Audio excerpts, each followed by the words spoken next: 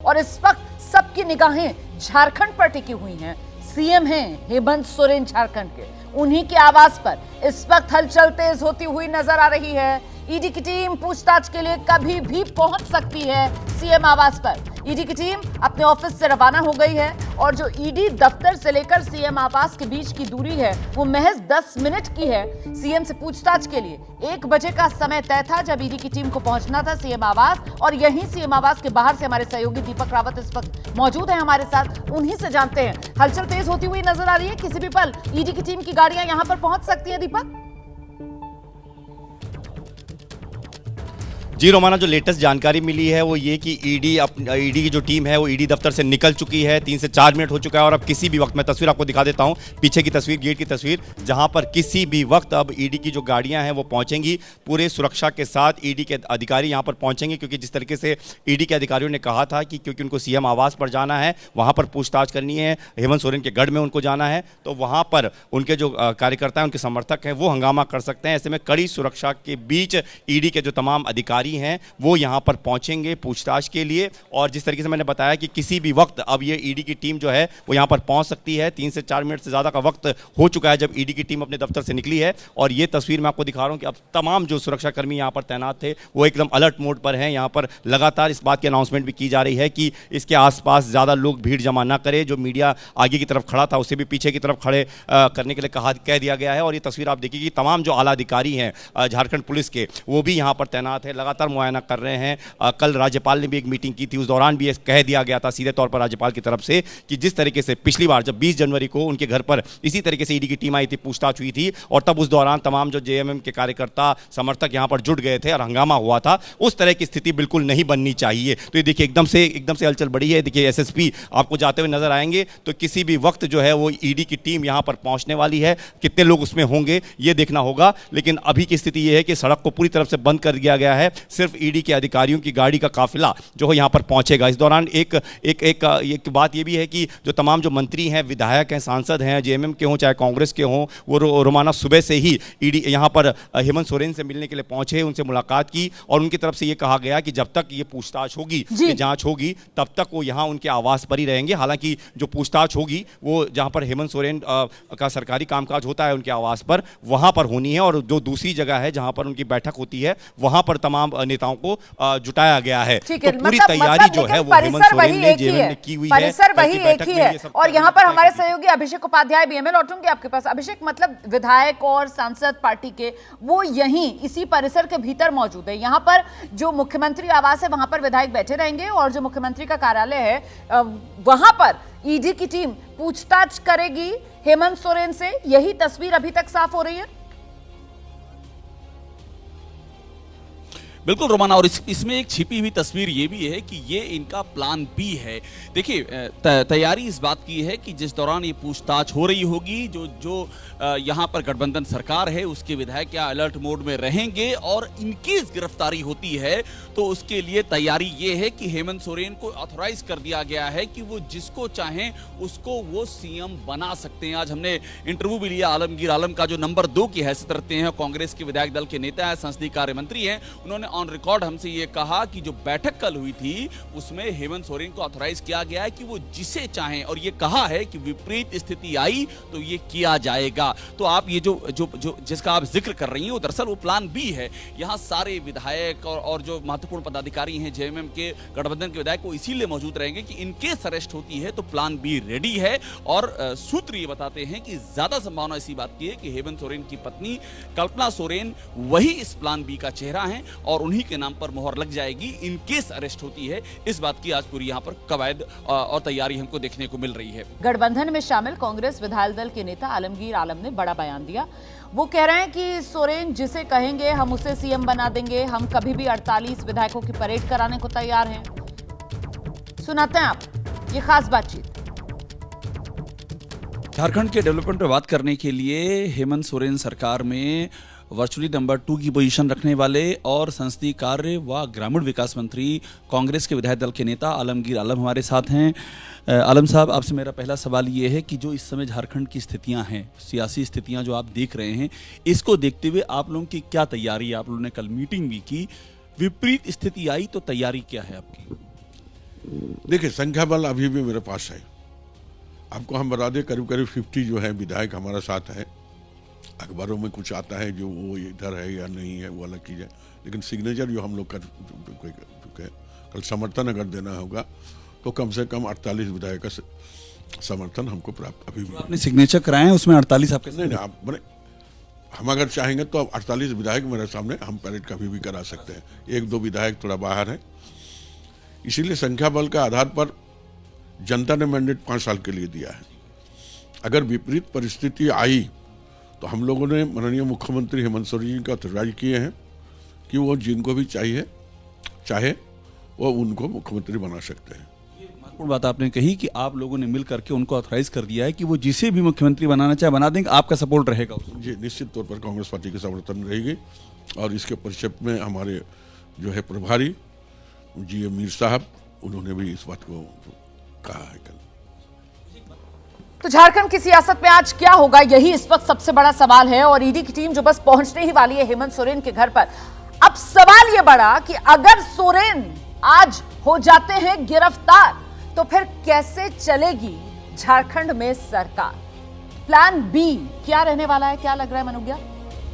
विपक्ष का एक बहुत बड़ा चेहरा है हेमंत सोरेन, और ये सबको पता है कि बंगाल से सटी उनकी भले ही सीमा हो, लेकिन जो विपक्ष का एक कोटरी चल रही है उस पर बहुत बड़ा असर होने वाला है। अगर मुख्यमंत्री पद से ये हटते हैं तो बैकअप प्लान तो पार्टी ने तैयार कर रखा है सरकार चलाने के लिए, लेकिन उससे महत्वपूर्ण होगा कि चेहरा कौन होगा। एक आदिवासी चेहरा होने के तौर पर, एक आदिवासी राज्य होने के तौर पर, जिस तरह से सबसे ज़्यादा आबादी वहाँ पर पिछड़ी जातियों की रही और जो सबसे बड़ा कारण था इस राज्य का बनने का आज से 20-24 साल पहले, उस पर बहुत बड़ा असर होगा। मैं इसको विपक्ष की एक कलेक्टिव राजनीति के तौर पर भी एक मौका देखती हूँ यूनाइट होने का, जो कि होता दिख भी नहीं रहा है। भ्रष्टाचार के खिलाफ, ईडी के खिलाफ बंगाल हो या बहुत सारे जो जितने भी अभी तक दल रहे हैं विपक्ष में, कांग्रेस हो, उन्होंने सबने इस्तेमाल तो किया है, लेकिन इस मुद्दे का इस्तेमाल मुझे ऐसा लगता है कि लोकसभा में बहुत बेहतर हो सकता था बीजेपी के खिलाफ, जो कि वर्तमान स्थिति में शायद हो नहीं पा रहा है। आशीष, देखिए, ये तो दबाव है हेमंत सोरेन पर जो सोर्सेज इंडिकेट करते हैं या तमाम जो घटक दल हैं झारखंड सरकार में रोमाना, उनका मानना है कि भाई ये इस बात का दबाव डाला जा रहा है कि किसी तरह से ये इंश्योर हो सके पॉलिटिकली कि इंडिया अलायंस में जो झारखंड के कॉन्स्टिट्यूएंट्स हैं जेएमएम, कांग्रेस और आरजेडी के बीच यहाँ पर सीट शेयरिंग ना हो सके। ऐसा पॉलिटिकल आरोप है कि अगर दबाव पड़ता है हेमंत सोरेन पे तो यहाँ पर भी इंडिया अलायंस को किसी तरह से एक साथ आने में किसी तरह से चोट पहुंचाई जाए। दूसरी बड़ी बात कि कांग्रेस ने देखिए, जब ये पिछली बार भी अब से कुछ दिन पहले, एक आध हफ्ते पहले, जब क्वेश्चनिंग की बात आई थी हेमंत सोरेन से, जब सीएलपी की बैठक बुलाई थी दोनों दलों ने अपने अलग अलग, तब भी कांग्रेस ने कम से कम ये तय कर लिया था कि हम किसी भी सूरत में, तभी ये अभी जो हमने एमएलए का बयान दिखाया कि वो जिसको मुख्यमंत्री चुनेंगे हम मान लेंगे, वो नहीं चाहते कि किसी भी तरह से झारखंड की गवर्नमेंट डिस्टेबल हो, गिरे। जैसे अभी बिहार में लॉस हो गया है तो कोशिश ज़रूर होगी, लेकिन जो बड़ी चुनौती है वो ये चुनौती है कि कहीं ऐसा ना हो कि इस प्रेशर में हेमंत सोरेन सकम हो और उसका इम्पैक्ट इंडिया अलायंस पर देखने को मिले, क्योंकि अगर ऐसा होता है तो चारों तरफ से इंडिया अलायंस पूरी तरह से बिखर जाएगा और वो राजनीतिक जीत बहुत बड़ी बीजेपी और एनडीए की होगी। अभी तक जिस तरीके से घटनाक्रम आगे बढ़ा है विजय जी, ऐसा नजर नहीं आ रहा है शायद कि हेमंत सोरेन जो है वो झुकने को तैयार है। कल भी जिस तरीके की बॉडी लैंग्वेज, कल भी जिस तरीके का एग्रेशन उनकी तरफ से दिखाया जा रहा था, आपका आकलन? नहीं, नेताओं की बॉडी लैंग्वेज को बिल्कुल उलट तरीके से समझना चाहिए।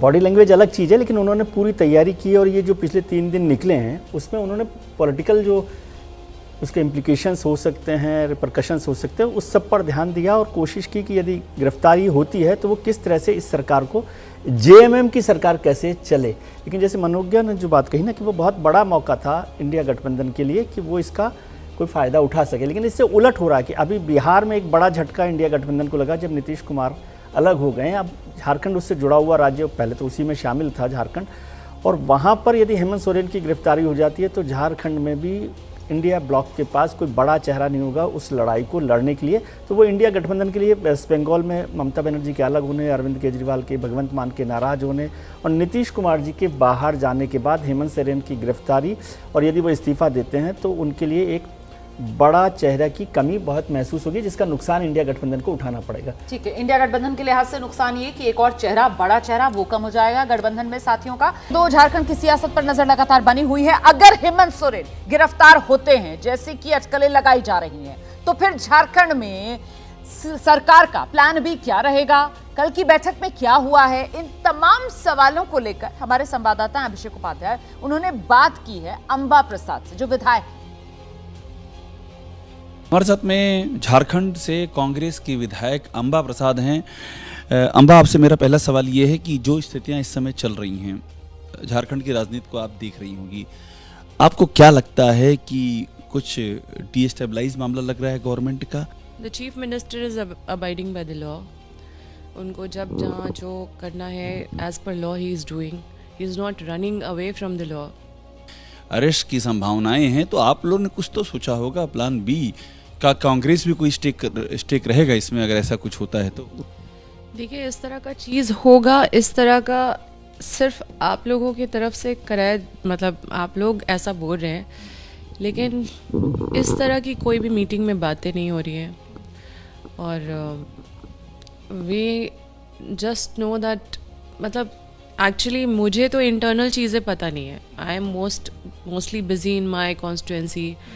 हम अपने कामों को लेके व्यस्त रहते हैं। जो कल मीटिंग हुई है अंबा, उसमें तो ये बात हुई ना कि एक प्लान बी हो। अगर ऐसा होता है तो आपको सरकार अपनी चलानी है, तो एक तो plan B. There was nothing of this sort. कुछ भी इस तरह का बात नहीं हुआ, प्लान बी प्लान ए करके। वी जस्ट सैट देयर और सभी लोग अपना, मतलब उनको यही बोल रहे थे दैट सब आपके साथ है। तो ऐसे में अब बड़ा सवाल ये उठता है कि होने क्या जा रहा है झारखंड की सियासत में। झारखंड में सरकार को लेकर आखिरकार अब चर्चा क्या है? क्या राष्ट्रपति शासन के आसार बन रहे हैं या फिर आने वाली है मैडम की सरकार?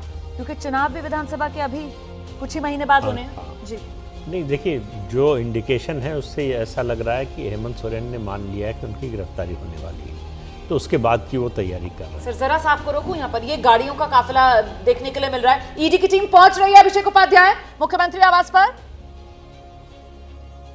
देखिए, अभी मैं आपको मैं ताजी तस्वीर दिखा रहा हूँ। यहाँ पर गाड़ियों का काफिला यहाँ पर पहुंचा हुआ है और इसी बात को हम एक बार वेरीफाई करने की कोशिश कर रहे हैं कि यहाँ पर क्या ये ईडी की ही टीम है। और अभी वहाँ पर जो अधिकारी हैं, जो मुख्यमंत्री सिक्योरिटी के अधिकारी हैं, वो इसको एक बार देख रहे हैं। लेकिन इतना ज़रूर है जो हमें यहाँ से समझ में आ रहा है कि ये जो हलचल है और ये दरवाज़ा खुल रहा है सीएम आवास का, कुछ ही देर में ये भी अभी क्लियर हो जाएगा कि सिचुएशन क्या है। लेकिन ऐसा लग रहा है चूँकि ईडी की टीम वहाँ से चली हुई थी कुछ देर पहले ही, और अब जो है यहाँ पर पहुंच गई है। ईडी की ही टीम है, जो हमें जानकारी मिल रही है। ईडी की टीम यहाँ पर पहुंची हुई है और आपको सीधी तस्वीरें दिखा रहे हैं हम, सीधा दिखा रहे हैं आपको तस्वीरें हम जिस गेट से एंट्री की है टीम ने। और यहाँ पर देखिए अभी काफी गाड़ियों का काफिला यहाँ पर मौजूद भी है। तो जानकारी यही कि ईडी की टीम यहाँ पर पहुँच गई है। गवर्नमेंट ऑफ इंडिया उसमें लिखा हुआ गाड़ियों पर, उससे भी ये कंफर्मेशन हुआ है। समय की बड़ी खबर बता रहे हैं, दरवाजा देखिए फिर से खुला है। ईडी की एक और टीम अंदर गई है, तो ईडी की टीम पहुंच चुकी है। इस समय की बड़ी खबर यही है, दरवाजा इस समय अभी बंद हो रहा हमारे सामने। और रोमाना, जिसका इंतजार था, जिस समय का इंतजार था, वो वक्त सामने आ गया है। हेमंत सोरेन से पूछताछ शुरू होगी। 10वां समन है, बहुत महत्वपूर्ण है आज की पूछताछ। इस बात का अंदेशा है चूंकि कुछ रिकवरी भी हुई है, 36 लाख कैश रिकवर हुआ है, BMW रिकवर हुई है और इसके अलावा बहुत ही कुछ दस्तावेज भी मिले, अहम दस्तावेज। तो इस बात की भी संभावना जताई जा रही है कि हेमंत सोरेन की गिरफ्तारी भी हो सकती है अगर ईडी को संतोषजनक जवाब नहीं मिले। तो अब वो प्रक्रिया शुरू हो गई और आपको तस्वीर दिखाता हूं। इस टीम के आने के बाद की तस्वीर देखिए, यहां से लेकर के एक छोर से दूसरे छोर तक जो यहां पर हलचल हमको दिखाई पड़ रही है, ये पूरी जो सड़क है इसको सैनिटाइज कर दिया गया। और देखिए सीआरपीएफ के जवान भी साथ साथ में हैं। ये बहुत महत्वपूर्ण है, जो हमको सीआरपीएफ की ये पूरी दिखाइएगा, ये जो सीआरपीएफ की पूरी खेप जो साथ साथ में जारी है यूनिट है, ये इसलिए है क्योंकि यहाँ पर अंदेशा था कि अटैक भी हो सकता है।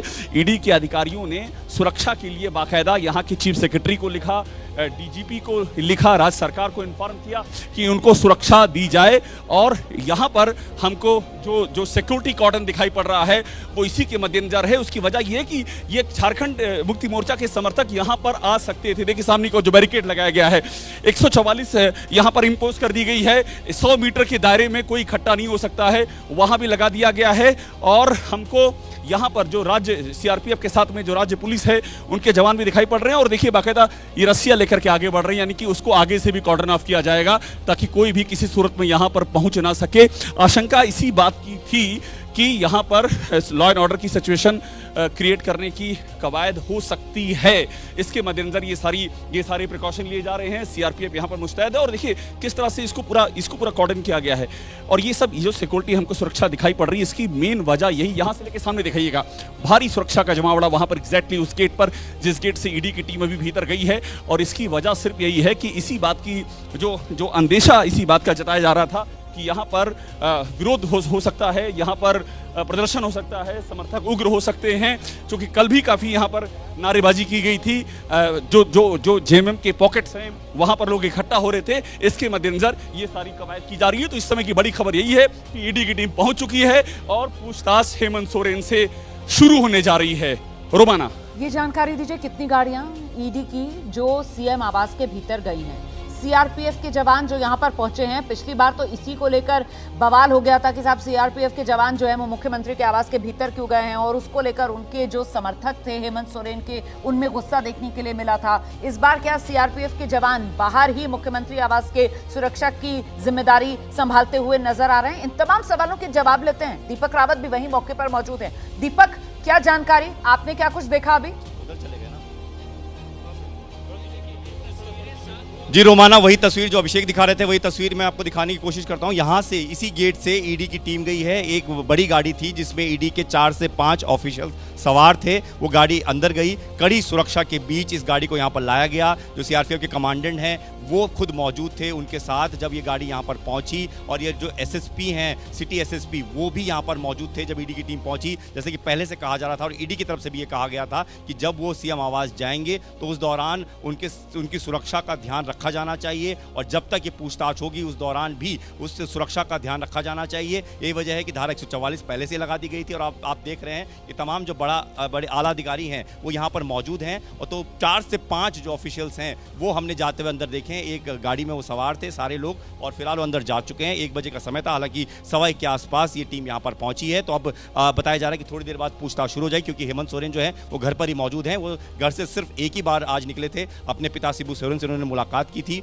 उनका आशीर्वाद लेने गए थे जो बताया गया। और उसके बाद वो 10-15 मिनट में घर वापस भी आ गए थे। तो सिर्फ एक ही बार बाहर गए, उस दौरान उन्होंने सिर्फ अपने जो नेता यहाँ पर मौजूद थे उनसे मुलाकात की, उनसे हालचाल लिया और उसके बाद फिर वो इंतजार कर रहे थे ईडी की टीम का, क्योंकि पहले से उनकी तरफ से ये कहा गया था आज के लिए कि 1 बजे ईडी की टीम आएगी। तो जहां पर ये तस्वीर आप देख रहे हैं गेट है, इसी के ठीक आगे वो उनका आवास है और आवास के सामने जो उनका दफ्तर है वहीं पर ईडी की टीम पूछताछ करेगी। पिछली बार भी 20 जनवरी को जब पूछताछ हुई तो यहीं पर हुई थी। और पिछली पूछताछ की अगर बात करें तो 7 से 8 घंटे की ये पूछताछ हुई थी। तो माना जा रहा है कि आज भी इतनी लंबी पूछताछ हो सकती है। लेकिन इस बीच माहौल इस बात को लेकर बना हुआ है जेएमएम और कांग्रेस की तरफ से कि इस बार कोशिश ये की जाएगी कि शायद इनकी गिरफ्तारी हो। तो यही वजह है कि कल बैठकों का लंबा दौर चला, एक के बाद एक कई बैठकें हेमंत सोरेन ने की, उनकी पत्नी भी नजर आई कुछ बैठकों में। तो और ये भी माना जा रहा है कि जो प्लान बी की बात की जा रही है वो प्लान बी भी तय कर लिया गया है। हालांकि कैमरे पर कोई कुछ नहीं बता रहा, लेकिन ये जरूर है कि प्लान बी तैयार कर लिया गया है। कल्पना सोरेन का ही चेहरा सामने कर दिया जाएगा,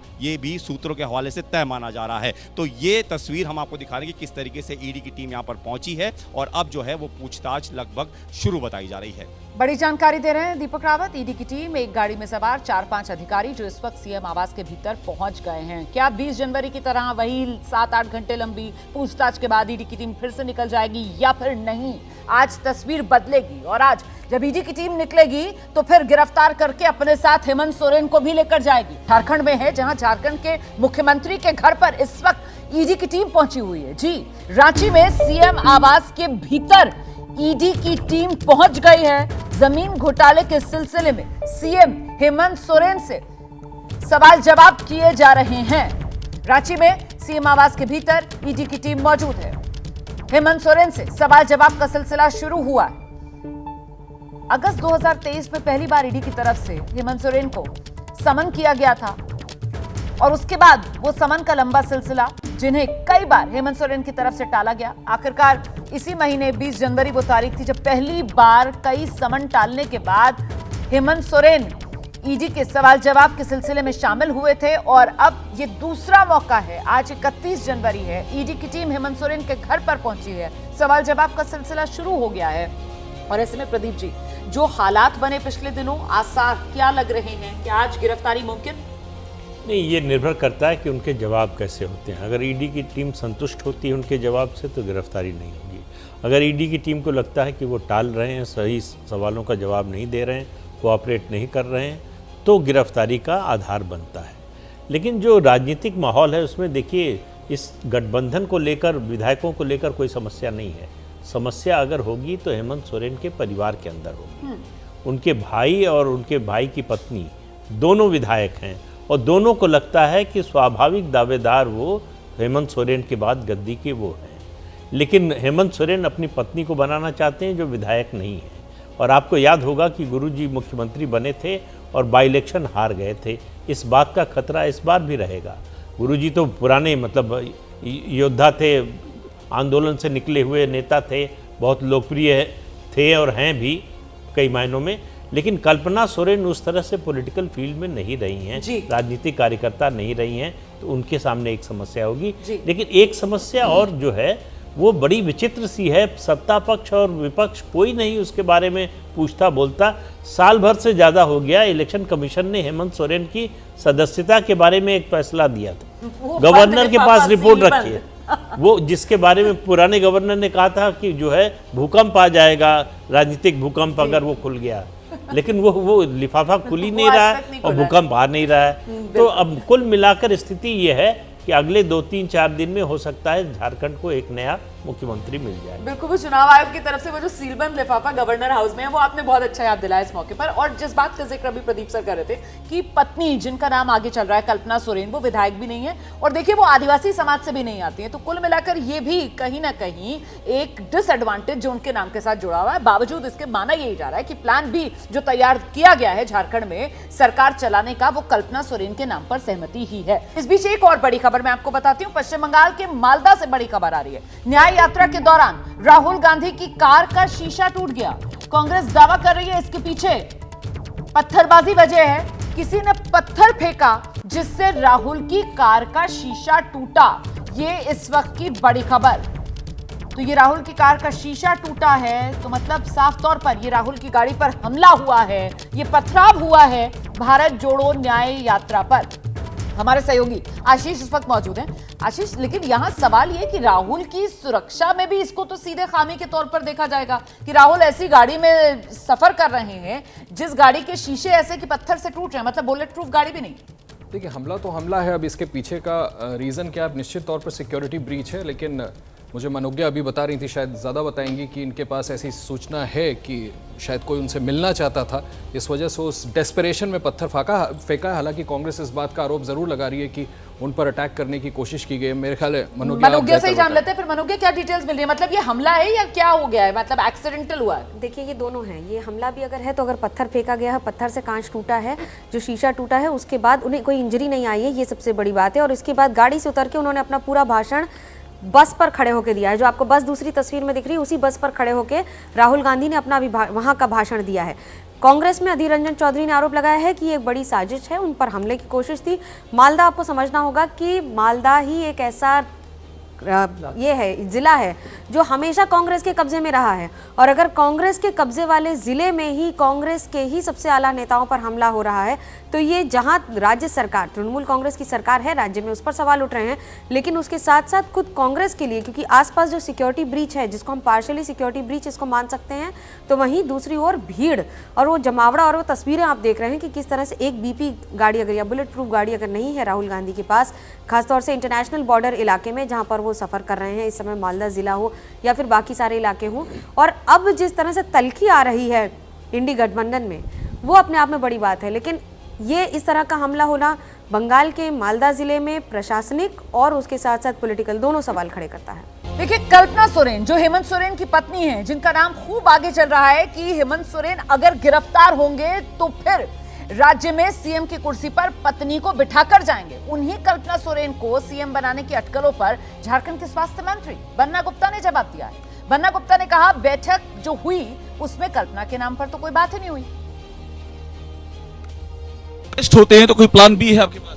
अरे प्लान बी का तो तब जरूरत पड़ेगा जब प्लान ए होगा। ए प्लस बी का whole square is equal to A square plus 2ab plus B square. तो जब ऐसा होगा तो हम लोग पूरे मैथमेटिक्स के गुण भाग और पूरे उसका सब में माहिर है। आपको अंदेशा सरकार गिर भी सकती है क्या? कोई नहीं गिरेगी कैसे? When we all are support our chief minister, then कैसे गिरेगी? कल्पना सोरेन का नाम चलाया जा रहा है कि उनको उनकी जगह आपकी मर्जी है चलाने की। चाहेंगे वो बने उनकी जगह? अरे भाई कोई भी बनेगा, हम कांग्रेस जन इस सरकार को समर्थन करेंगे।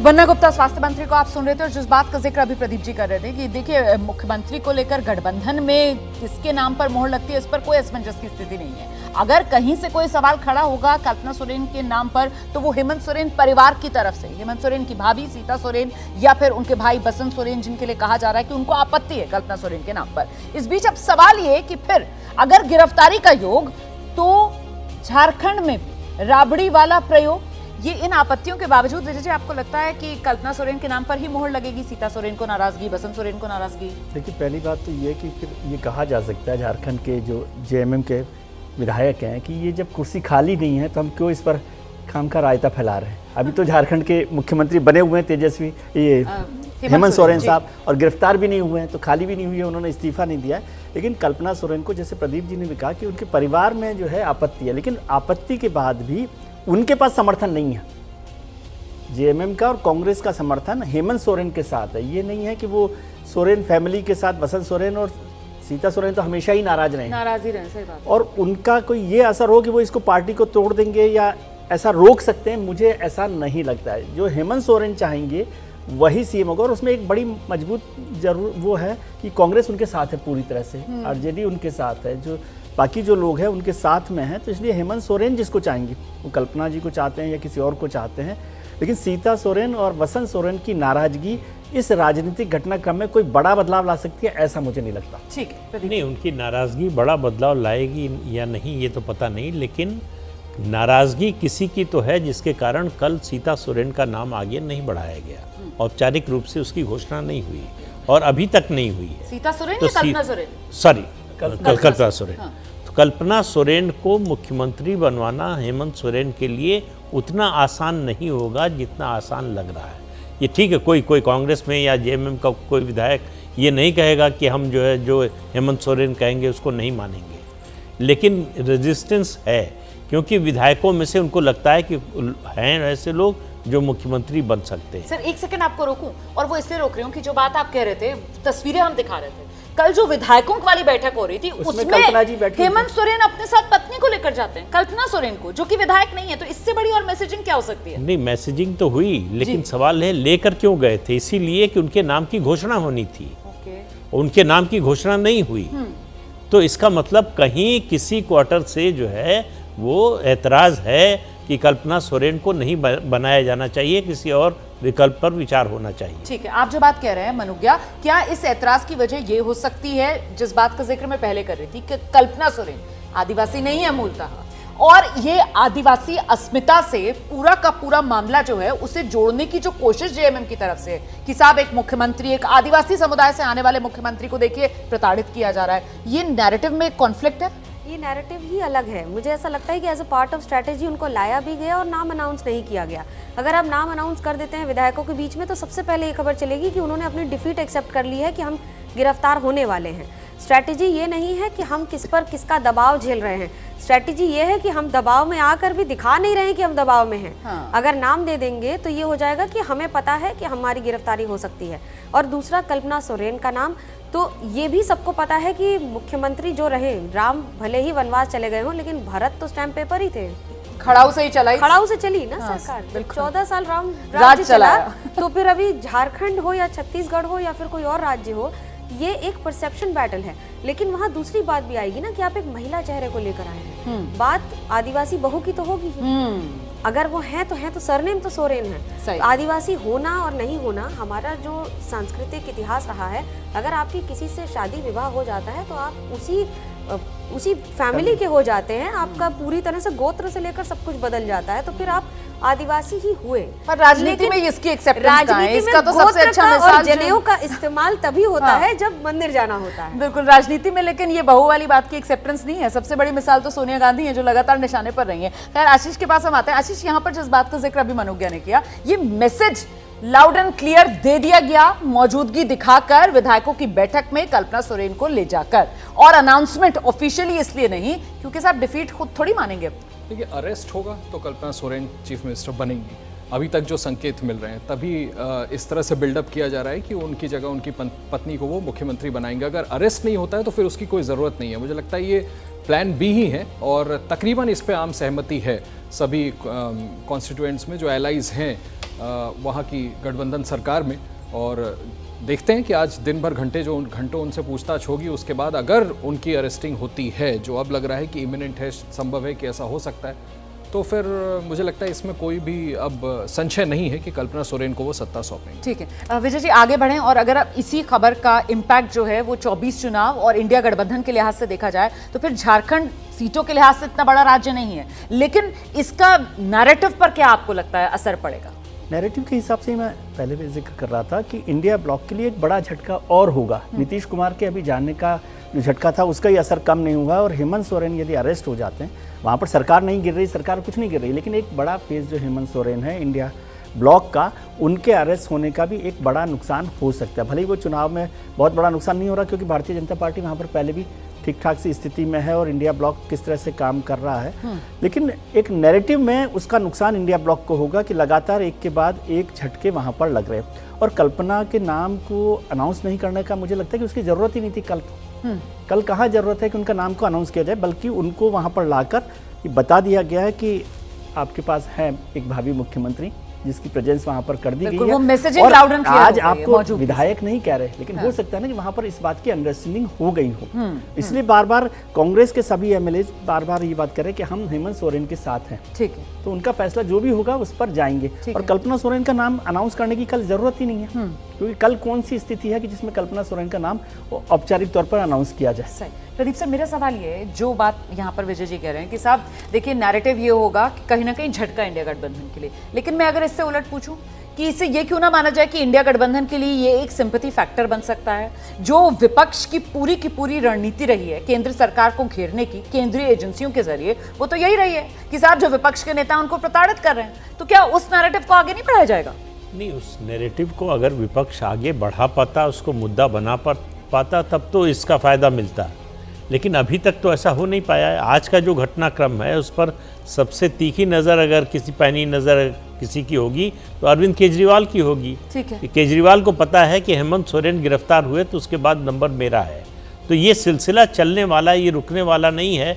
और विपक्ष जो भी नेता इस ईडी के दायरे में या सीबीआई के जांच के दायरे में आ रहे हैं, वो ये नैरेटिव नहीं बना पा रहे हैं कि उनको राजनीतिक रूप से प्रताड़ित किया जा रहा है।